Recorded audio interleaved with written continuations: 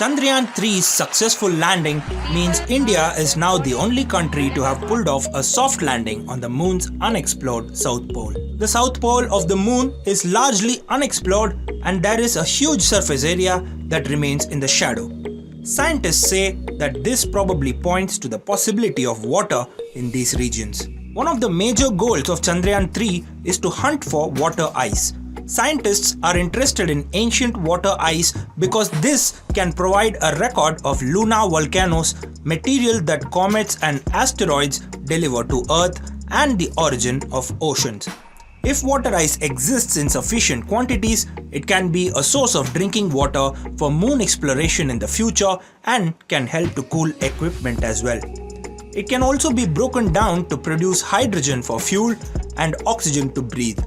This can hugely support future missions to Mars and lunar mining. Payload is the scientific or technological instrument carried on board a satellite for a specific purpose. These payloads vary in purpose, size, composition, capabilities, etc. Chandrayaan-3 consists of an indigenous lander module, propulsion module, and a rover. Each module of Chandrayaan-3 has specific payloads. Although the propulsion module's primary purpose is to propel the lander module and rover into the moon's orbit, the propulsion module also has one scientific payload as a value addition. The payload, named SHAPE, which stands for Spectropolarimetry of Habitable Planet Earth, is an experimental payload to study the spectropolarimetric signatures of Earth, a habitable planet. This has been deployed in Chandrayaan-3 with an objective to discover smaller planets and habitable exoplanets. The lander module of Chandrayaan-3 has 4 payloads. The first one is Ramba-Langmuir probe to measure the near-surface plasma density and its changes with time. Plasma density is the concentration or count of ionized gas particles, that is, gas particles with a charge in a given volume. The second payload on Chandrayaan-3's lander module is Chandra's Surface Thermophysical Experiment. This will carry out the measurements of thermal properties of the lunar surface near the polar region. Thermal property simply means the behavior of matter when exposed to heat.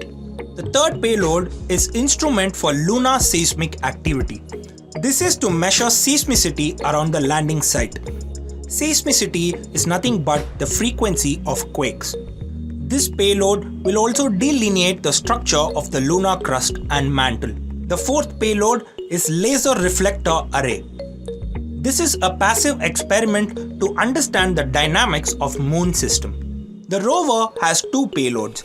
The first one is Alpha Particle X-ray Spectrometer to derive the chemical composition and infer mineralogical composition on the moon.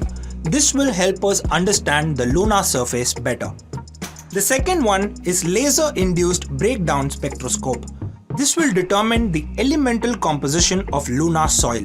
Soil typically contains elements like magnesium, aluminum, silicon, potassium, calcium, titanium, and iron or ferrum. The lunar South Pole poses formidable challenges for exploration. Its rugged and treacherous terrain and perpetual darkness in some areas have deterred missions thus far. Temperatures plummet to astonishing lows of -230 degrees Celsius, creating a harsh environment. This surge in interest in Moon's South Pole is because of its potential water resources and unique geological features. The relatively unexplored region is pivotal for future lunar missions, including the upcoming Artemis 3 mission by the US space agency NASA, which aims to carry humans to the moon after a 5-decade hiatus.